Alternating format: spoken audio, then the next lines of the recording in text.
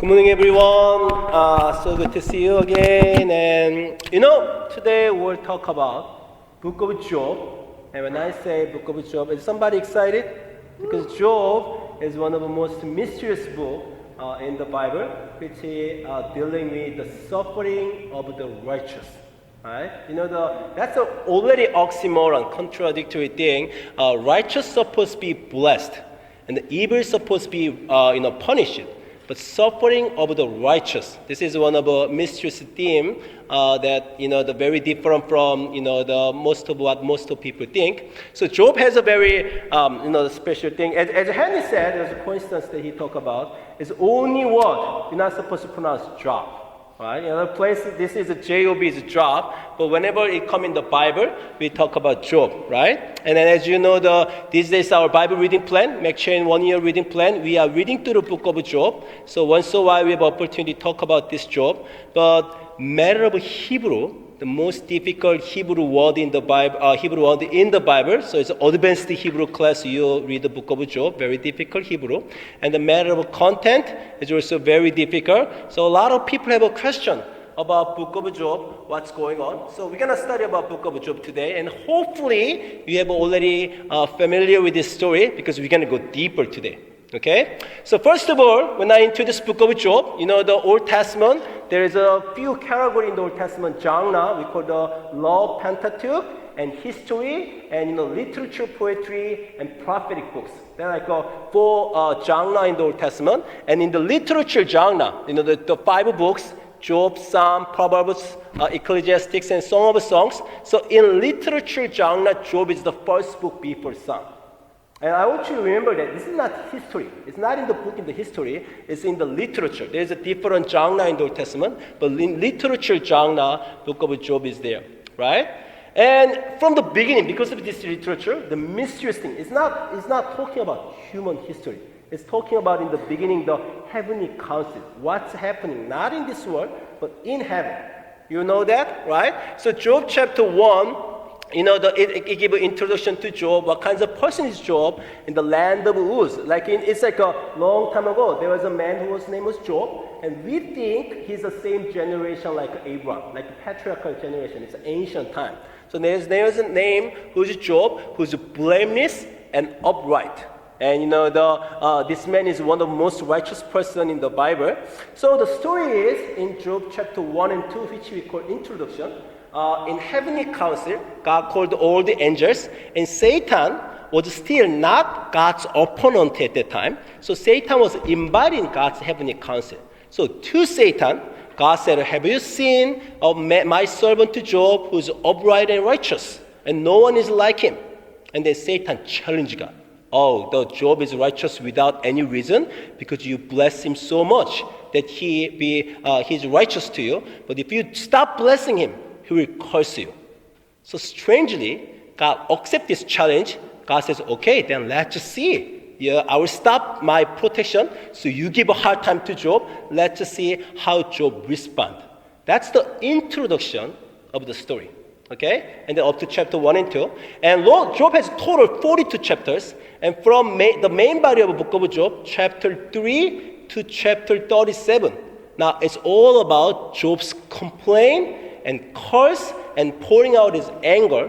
And then three friends who visit the Job. They visit the Job, and then they actually arguing with the Job. They say, "Oh, Job, you're wrong. You're not supposed to say like that about your life and suffering. God is righteous." So they are arguing. The argument between Job and three friends is from chapter 3 to chapter 37, total 35 chapters. And this is a heritage of a human, the understanding of a suffering. There's so many compliments about this part. Whenever I read it, I think, how could a human write such a deep, profound philosophy and understanding about human suffering? If you haven't read it, I strongly recommend it. The more you read, the more you will understand, more you will like it. It's a really deep and profound conversation about human suffering. As you get older, if you went through more suffering in your life, your understanding of Job will be deeper and deeper. Okay? But anyway, there's a long conversation. But most important part of this conversation, what you need to remember, Job and his friend never knew the reason of Job's suffering. Okay? It was because of a conversation in heavenly council in heaven between God and Satan, but Job and Job's friends has no idea. So they are struggling, they are arguing. The main thing is because of a common human understanding in every place in ancient world, even today, the retribution theory, karma theory, the give and take theory. Good people will be rewarded. Better people will be punished. The whole world, throughout the cultures, people believe it. People wanted to believe it. But again, problem was Job was a righteous person who should have been rewarded, but instead of reward, he received the punishment. And then Job did not know why this thing happened because again, chapter 1 and 2, it talk about heavenly council. We, as a reader, we know the reason. Because we read the chapter 1 and 2, between God and Satan, they bet. They bet between about Job. But Job and Job's friend did not know, so without knowing, they talking about what's the reason of their suffering. So one of a general message what people agree from the book of Job, when people suffer, usually other people respond, that person must have done something wrong. So now that bad thing happened to that person, so we are judging other people. We should not take compassion on other people's suffering. But Book of Job gives very clear understanding. You never know about the reason of suffering. Sometimes because of you did it wrong. Maybe it's a punishment, or maybe it's a different reason. The one who is suffering, maybe that person is more righteous. So as the third person, you never judge, you never talk about other people's suffering. Suffering is really between that person and God. Just to don't mess up. That's like one of a good message that Job can give to us. And especially because of the rest of the Bible, it emphasizes a lot that good people will be rewarded, bad people will be punished. Job is a very rare and unique and then valuable book, which gives us different theological understanding. No, it might not be retribution. It might not be karma. The people who are suffering, they might be more righteous than those who are not suffering. So don't judge others by what you see, what happened. That is a general message of Book of Job. Right? And then I think you have heard about it. But today I want to go deeper.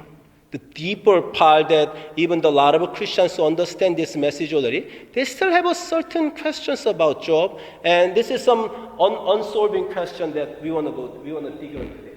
So, first of all, the first point that I want to talk about with you today, God said Job is blameless and upright.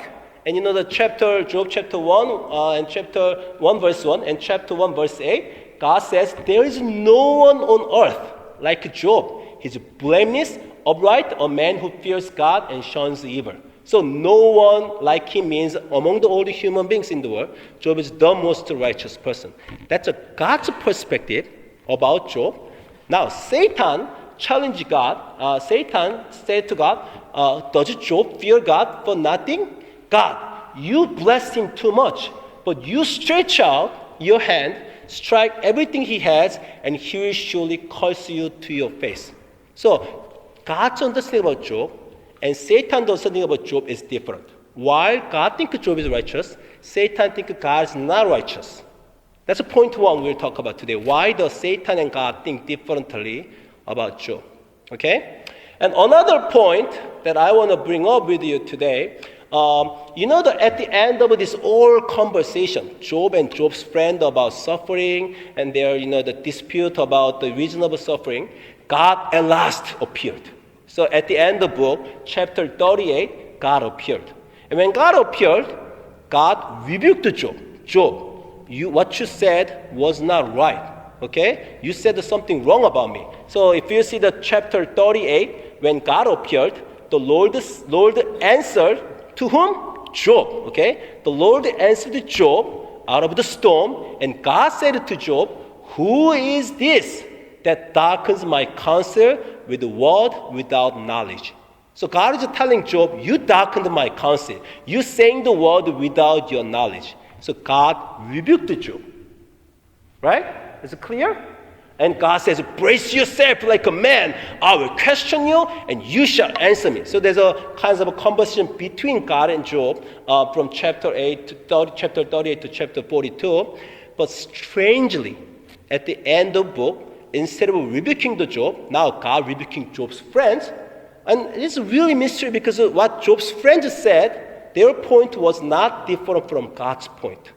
God says God is righteous, everything is God's order. But strangely, at the end of the book, chapter 42, now Lord said to one of Job's friends, Eliphaz the Temanite, God says, I am angry with you and your two friends because you have not spoken of me what is right, as my servant Job has. So right before this, God said, Job, you darkened my counsel. You said the word without knowledge. But right after that, those who said correctly, now God rebuked them, and then you said, you spoke of me you not spoke of me what is right, as my servant Job. So the God even tell the Job's friends, now take 7 bulls and go to my servant Job and sacrifice a burnt offering for yourself. My servant Job will pray for you, and I will accept his prayer and not deal with you according to your folly. So God says to Job's friend, you are fools, you are stupid. My servant Job was right. So already the book is mysterious. God's conversation with Satan and heavenly counsel, and then the suffering of the righteous person, and God provoked by Satan, and that lot of mysterious thing. But on top of that, the more mysterious thing that why Satan and God think differently, and why God says Job is not righteous in the beginning, but later God says actually he's righteous, and the Job's friend said was correct in our perspective. God says they were fools. There are a lot of, in theology, no one gives a clear answer for this. On top of this again, I'm kind of, I had a difficulty long time ago about Job 2:3 because in God's conversation with Satan, God says like this, Satan, have you considered my servant Job? There's no one on earth like him, and he's blameless and upright, a man who fears God and then shuns evil. And already Satan gave a lot of hard time to Job because it's a second conversation. And now God says to Satan, that Job still maintains his integrity, though you, Satan, inside me, in other words, you provoked me against Job to ruin him without any reason. When I read it, I really had difficulties. Our God who is provoked by Satan? Is that the God that I believe, like God, perfect God? How come that, it's not like God provoked Satan, but Satan provoked God. And God says, I am provoked. You provoked me against Job. So we sent the difficulties and ruin him without any reason. I was in trouble for this conversation. Right? So let's go deeper. What's really going on in the book of Job? Okay?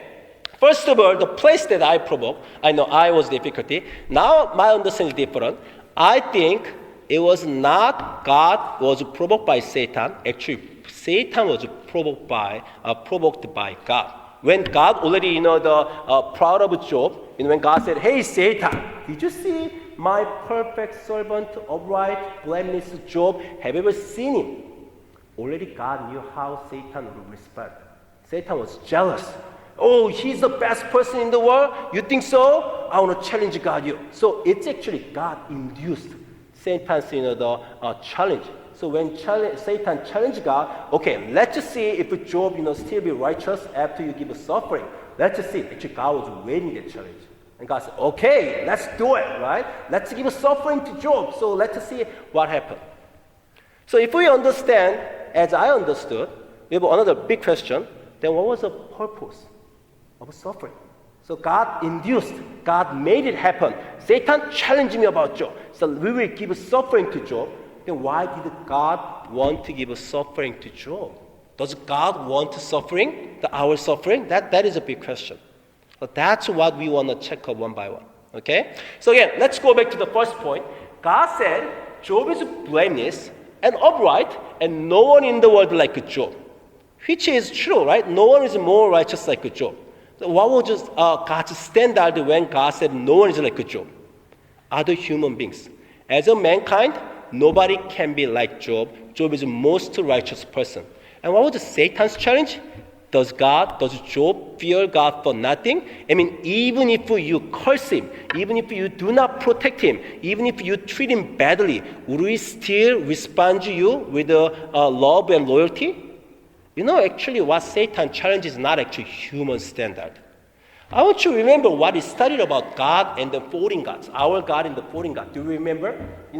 All human being, we live in relationship, and we not free from what other people do. We always respond, right? And if other people nice to us, we nice. Other people, mean to us, we mean to them. Maybe we can practice a little love and forgiveness, but we're not like a God. Right? And I already told you the characteristic about other gods, which is fake gods and idols. They all respond only to their believer. When believer give the good bow, they build up shrine for their God, and then they serve their God rewarded them, right? And when the believers do not treat their God well, their God also give a punishment. That's this worldly people, and that's the other gods, because a human, from their character, they imagine the other gods, right? But do you remember this specific Hebrew word hesed? We studied the many weeks when I talk about God's character. God's hesed, God's steadfast love, eternal love. And what was it about hesed? God's sincere love to Israel. Even if Israel was rebellious, even if Israel hurt God throughout history, God never stopped loving Israel. That's God's special character. In many places in the Old Testament, in Psalms, they praise God for God's hesed, God's special, steadfast, eternal love, which is not dependent on people's response. And we talk about this is like a parent's, the love, right? When children give suffering, children was rebellious to parents. Maybe parents can be angry, parents can rebuke them, but parents never stop loving their children. They don't give it up. That's what we talk about, God's special character of hesed. Satan is challenging God. Is Job your level? Is Job also have hesed?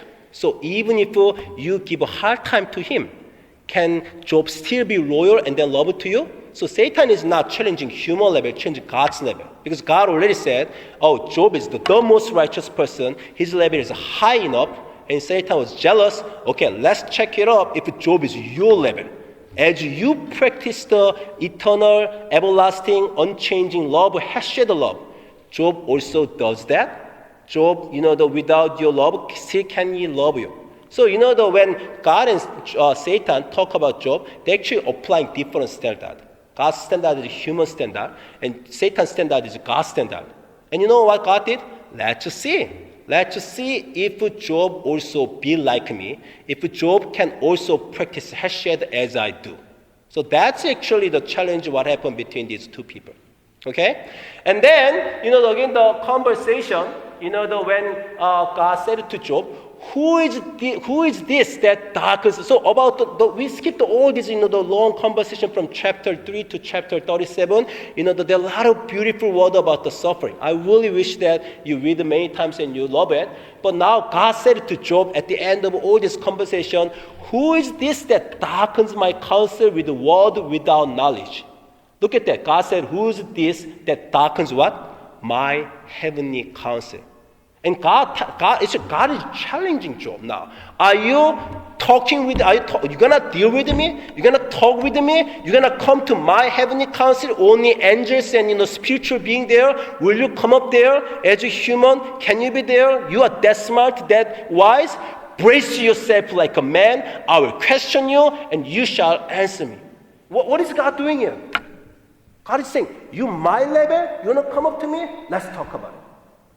I'm love to play with the young people. Timmy, muscle, and when Timmy the muscle, what I do? I give a punch to Timmy on his muscle arm because I love him. I'm checking up his muscle. Can I do like that to JJ, my son, 10 years old? He's gonna die, right? When I play with JJ, I'm like, come on, let's do like this. Timmy, muscle, bang, right? What am I doing? Different level. I'm dealing different way.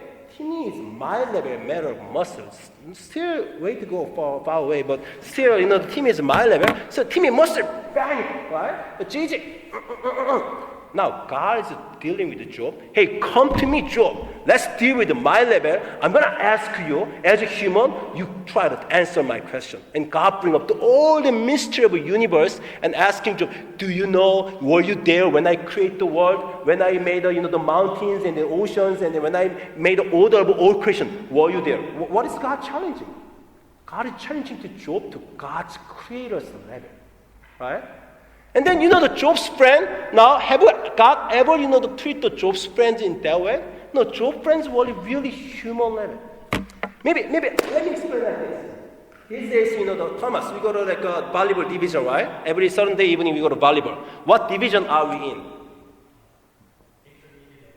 Intermediate. So that's level 4, right? So every sport you go, there's a division, right? Our church division now among the level 1 to 9 with level 4, right? And then our church send a volleyball team A, volleyball team B. Let's say our A team is really good. They're more like all like Andrew, like 9 Andrews there, right? They all like play through the college of the volleyball, and they went to pro 9 level. But the other team also, all the college representative volleyballs, they really like pro volleyball they played. And our team was defeated, let's say that, okay? So like they defeated like 25 to 20. And the other team, B, who's level 2, they won game. Because the other team was also very weak. And the other team said, you're team A, you're defeated, you new creation that you are not, to make our church name big. How could you defeat it like in this team like a point like a 25 to 20? You know what I'm talking about? Level 2 won the game, and now level 2, the mocking the team that was never line saying you are defeated. Is that fair? That's what's happening to Job's friend. Job's friend talking about some basic human understanding. Hey, about life, about God is like this. And Job is way high up there, and Job's level is like a level like a 40, and their friend is like a level 2, and level 2 now mocking the level 40 that you couldn't fight well. Maybe if I say differently, in my house, I have 3 children, 19 and 15 years old, and then 10 years old boy. So when you gather, when you eat, let's say, Paris birthday cake, right? Beautiful cake, we cut it in every part, and then one piece left. Who will eat the one piece, Josh? In my family. JJ will eat the last one piece. And I will tell my older daughter, hey, Faith, Josephine, give the last piece to JJ, second one. And Faith and why? We got only one piece. Why JJ should get the second piece? What did I say? You're the older one. You're the older sister. What do you expect? You know what I'm talking about? I'm trusting them more. I'm relying them more. So I'm expecting them yield the last piece to the younger one. But in another case, let's say we were watching the movie like a Saturday night, right? About 10 p.m. It's too late. What do I say to JJ? JJ, 10 p.m. Go to your room to sleep. And JJ will say, movie's not over yet. And my 2 sisters still watching. What did I say? You're 10 years old boy. It's time to go to sleep. But they're still watching because they're older. What do you expect? You know what I mean? There's different level, different expectation of right and responsibility. And Job's friends, they don't know that. Why that Job is like that he's not dealing the high level, and then why we are doing like this. No, simply what's happening here, God is now challenging Job. If you're the best among the human, I want you to go next step to be like me. Answer the Creator's question. Come to the Creator's level. Practice the Hesed as I do. The eternal love. And then without, not depending on other people's response, can you continuously practice that what I do? So God is respecting Job, putting his level high, you and I fight. So like Job was defeated. At that point, Job was defeated here, but he go to the world champion boxing and then he was defeated. But now like amateur game friends, they were like, why he was defeated? Why he couldn't find better? That's what is happening in the book of Job. So this story really challenges us. What are you dealing with these days? What is your suffering? Or more importantly, what is your level? How are you God treating you? Is God treating you like a 5-year-old boy? Okay, that suffering is too much for you. You just deal with it. Let's play like this. Or because you are mature enough. You went through many things. And every difficulties, you broke through the point, and then you go to beyond the next level. And hardship keep coming, but you keep growing. So God wants you to grow you to the God's level. What is your life, right? What is the reason of suffering? And then human beings, keep complaining why life is always suffering. Why the difficulties come one by one. After I went through one thing, the other thing come. God, where's the peace in my life? And people keep saying, oh, what dream life that I want to be retired at age 55 or 65, and then, no more constant worry for financial things, and then go to like vacation and maybe cruise a trip, and then take a rest. Isn't that what you want, right? And God says, no, I cannot see. I cannot see like that, because you are my children. I want you to grow up. You go to next level. Go through every difficulties and go to next level. Bing, what's your Pokemon Go level? 27. Who's reading the bit? Kayla, what's your level? 28. Is there anybody like 40? No, JJ here, I think he will say, he's like 35, right? And just say, I beat the Bing, I'm at level 35. What are they talking about? Even when you play game, if there's no more level, you're not going to play, right? You keep going on to the next level. Hey, I think you guys all know this. The Dragon Ball Z, right? Why do we like Dragon Ball Z so much? The young Goku growing up and he become old and he become fully grown strong man, and that was not enough. Why? Because enemy was stronger. Right? Whenever he defeat the next enemy is coming, the stronger enemy. So he had to be Super Saiyan and Super Saiyan. What is next level? I don't know. The Super Saiyan God, and then I don't know the last one, the Ultra Instinct, because Jiren at last showed up. Right? I mean, so life is like that. I want to stop some level. I want my life to go easy. I don't want to grow up. That's not fun, right? I mean, not just for fun. That's not what God purpose. What's the purpose of your life? Be successful in this world's perspective, and then all retirement again and happy life? No, that's not the way that God made us. They're very clear, Genesis chapter 1, that God made us in God's image. And God wants us to grow up to the God's image. That's what he talk about Abraham, right? The Abraham become God's friend. And that's what God wanted. Abraham, keep growing up. I'm throwing you, keep difficulties. Famines come, and then barrens come, no children, and even you have one child, I want you to sacrifice. When you talk about Abraham, a lot of people talk about how cruel God is that God ordered Abraham, sacrifice his son. Come on. Abraham is level 400. Okay? Through many, many things. Now God found out, okay, my servant Abraham, now it's like a person like him, maybe I can bring up my level. I will sacrifice my son someday. The God did Jesus Christ. I want to check up my friends Abraham, also my level 400. Abraham, can you sacrifice my son? And we are like a level 20. We say, oh, that's so cruel that God will... Come on, God not going to ask you to sacrifice your son because you are not that level. You know what I mean? Long time ago, the young adult came, they said, oh, Pastor, I'm really worrying about to devote myself to God. Because what if I say, God, I love you, and then God respond me, okay, go to Africa to be a missionary. What if God say that? I answer the same question, don't worry about that. You're not that level yet. God not going to ask you to go to Africa because you're not that level to be asked to go there. Only the level that God, if you keep growing up, then as much as you can handle, God give the suffering, and God give the difficulties, and God, let's see your level go up, then God asks you next thing. And to Job, Satan challenges is if it's the best of the human beings, can it be like your level? That's what God wanted to see. Let's see if it's my level. Let's see if we can also practice the constant eternal love hesed, not depend on the response but from his heart. Let's see it. Yeah, Job could not be like God. That was the reason he was suffering, yawning, complaining through chapter 32, chapter the 37. But at the end of the day, what happened? This is what the conclusion of what Job, right? Job chapter 42, 5. Job's confession. My ears have heard of you. Job was a level who could hear of God. That other human being was not. But Job was that level, the highest level in human beings. But I have to went through this much trouble that God level fighting. Now the Job saying, my ears have heard of you, but now, after I went through all these things, my eyes have seen you. No human ever reached that moment. Because human, if they see God, they die. But Job is the one who said, only when God said, my ears have seen you. Why? Because again, he's fighting, he's better.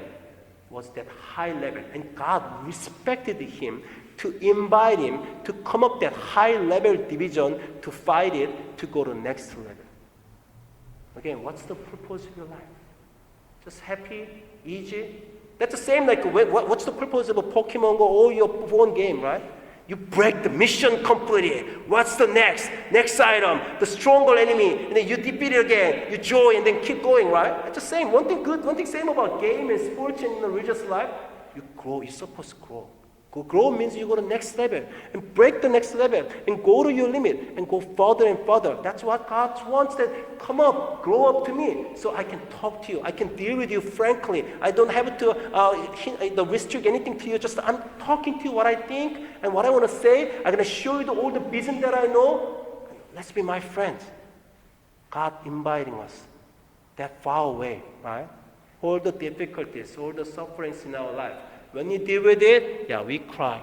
We scream. There's nothing we can do. Well, let's trust God.